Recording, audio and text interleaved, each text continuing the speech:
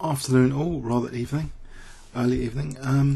I just want to touch on this really blunderful 5-minute game earlier in the day. I think a lot of 5-minute inaccuracies are based on weakness of the last move. And although I've done a video or one or two about how to sort of be more keen to see the weakness of the last move, I've got some other interesting ideas. I've just played bishop f4 here to avoid knight e3, and I guess an idea I'm sending to the position. Let's think about send and receive. The idea I'm sending to the position is that actually later I might want to play queen d2, kick the knight, and actually that knight would be endangered clearly, and then maybe play bishop h6, but it looks as though the knight's really endangered because of this pawn wedge in any case. But the opponents here, okay, played h6. Now I just want to get other ideas for how we can spot this weakness of the last move. If I've got this idea, and in blitz you have these ideas and you play them, and you don't sort of try and receive back from the position the latest state of affairs.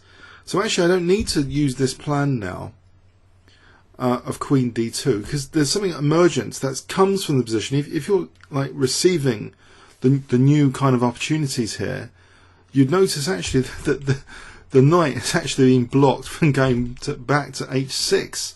And as people have pointed out, this was the first major blunder of the game. I could have played, of course, h3, and I think we can engine verify that if we need to. I think the knight's basically trapped. And h3 plus 2.5. So the game, that kind of weakness of the last move spotting, I think is absolutely vital as a blitz skill, to be honest. So my main idea of this video is to seek further ways of integrating this concept into our thinking. Maybe one way is kind of send and receive, that when we're thinking about ideas like queen d2, we're sending ideas to the position or storing them in advance, like caching in a web browser, rather than getting the latest version of the web page, trying to receive the latest version. The latest version of the web page is the opponent's just played h6. What is a slight snag with h6? Well, this knight limited in movement. So this send and receive idea, I don't know if that's useful. It's just something I've been pondering today as a complete chess addict that kind of thinks, why do I keep blundering? Why on earth do I keep blundering and missing these opportunities?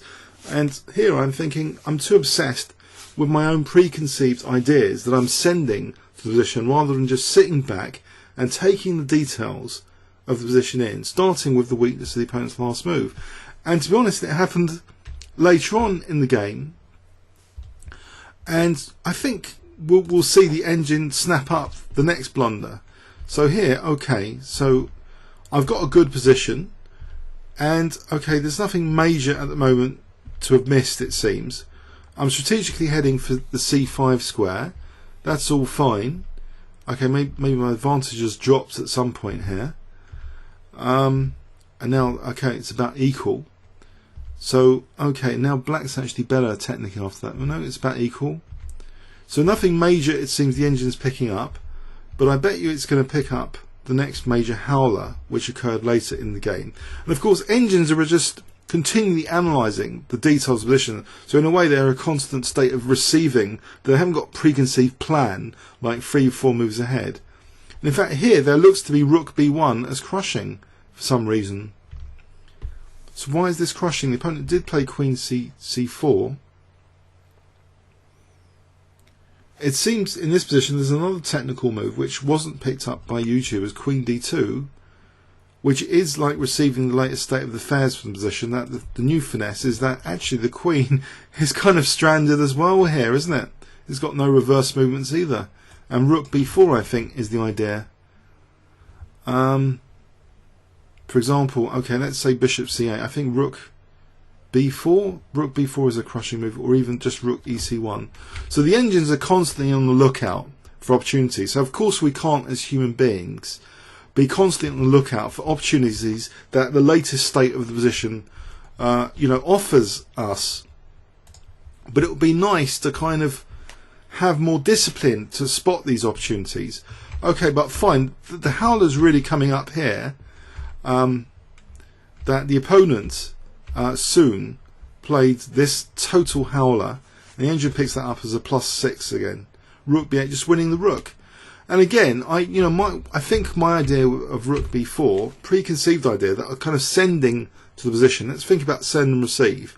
I'm sending the idea that I want to protect the pawn, I want to double rooks, and I want to play rook b8. But here I'm not receiving any information from the position. When the opponent plays rook a5, he's actually just unguarded the back row, the weakness of the last move again. So if I was actually looking at the position and finesses, of course it's easier to do in a longer game, but of course the same, if the disciplines can be achieved even in blitz games, think of that potential. In longer games, if we're on the lookout, and it has helped in longer, even one-day games. I've won one-day games with the concept of the weakness of the last move.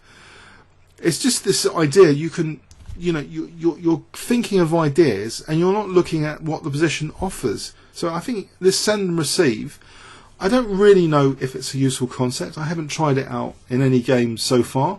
I just thought I'd just mention it because it seems to well, maybe it's interesting. It's like you're caching ideas like a web browser when you really want the latest information. You don't want old information, and you're using your preconceived idea. Thankfully there was an advantage anyway, and I managed to win the game later. But anyway, comments or questions on YouTube about this send and receive concept. Thanks very much.